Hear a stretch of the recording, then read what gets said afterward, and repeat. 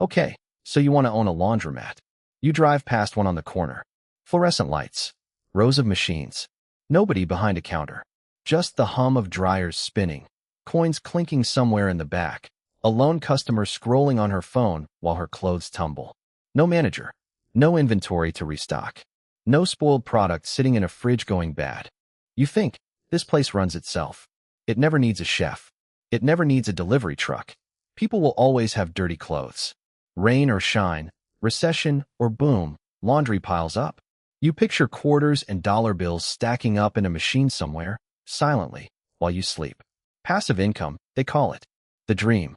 Here's where most people stop thinking. And here's exactly where this gets interesting.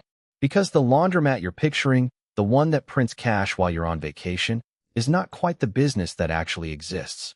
The real thing eats more capital than you'd guess, punishes lazy owners fast, and hides a history a lot darker than fabric softener.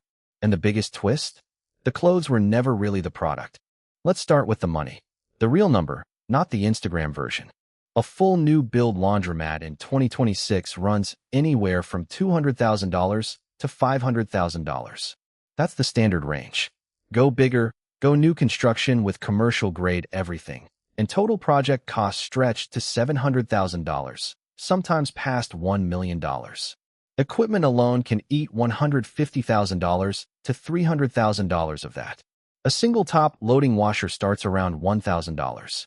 Multiply that by 30 or 40 machines, and you haven't even paid rent yet. Now here's the part that breaks people's assumptions. Buying an existing store is cheaper on paper, somewhere between $80,000 and $250,000. Sounds like a shortcut. It isn't always. Old equipment means old utility bills. Aging machines guzzle water and power at rates a new buyer rarely audits before signing. You inherit someone else's mess, dressed up as a bargain. You haven't opened the doors yet, and you're already staring down a six-figure hole. But wait, before you sign anything, there's a question nobody asks over coffee. What kind of owner are you actually going to be? Because owning a laundromat isn't one business. It's at least four, wearing the same detergent-scented disguise. Type 1. You build from scratch. New lease, new plumbing, new machines, full control, full risk, full price tag. Type 2. You buy an existing store. Faster cash flow, an established customer base, but hidden equipment age and lease terms you didn't write. Type 3. You go franchise. Costs range from $75,000 on the low end to $500,000 plus. You get training, support, brand recognition. You also get fees, forever, cut straight from your revenue. Type 4. And this one surprises people the most. You run it semi-absentee. Cameras instead of staff, an app instead of a cash box, checking in twice a week instead of living behind the counter. Low labor cost. But every problem, every jam machine, every leak, waits for you to notice it remotely. Which one you pick decides everything about how and whether you actually make money. Say you build or buy. How do you actually get paid? You charge per wash, per dry, per pound of wash and fold. Revenue per square foot typically runs $200 to $400 a year. A small 20-washer store can pull $250,000 to $400,000 in annual gross revenue. A larger store, 40 to 60 machines in a dense rental neighborhood, can cross $600,000, sometimes past $1 million. Sounds huge. Don't celebrate yet. Net profit margins land between 20 and 35%. Not 80, not 90. Rent alone should stay under 25% of gross revenue, or the whole model buckles. Water, sewer, gas, and electric together can devour another 20 to 30%, and that number climbs fast with older machines. Add wash and fold labor, and payroll eats another 15 to 25% on attended stores. You're not selling clean laundry. You're selling turns. How many times a day each machine cycles, empties, refills, cycles again? That number is the entire business. Here's your first pattern interrupt. Sit with this for a second.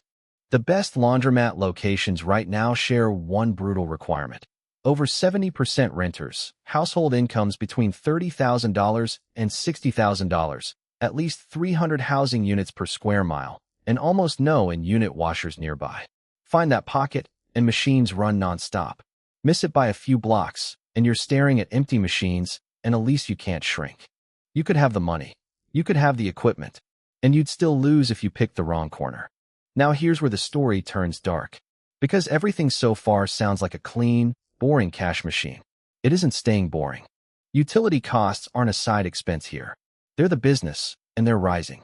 Water and electricity have climbed well above general inflation for years running. Average weekly wages in the sector have pushed past $576, squeezing margins at every independent store that hasn't raised prices to match. One inflation report put it bluntly, even a small rate hike on water or power slices straight into profit, because usage doesn't shrink just because costs go up. Machines still need to spin. Customers still expect the same price on the coin slot. So owners are quietly replacing coin slots with card readers and apps, chasing every fraction of a percent in efficiency. Ozone washing, heat recovery, low water cycles. Not because it's trendy, because the alternative is bleeding out one utility bill at a time.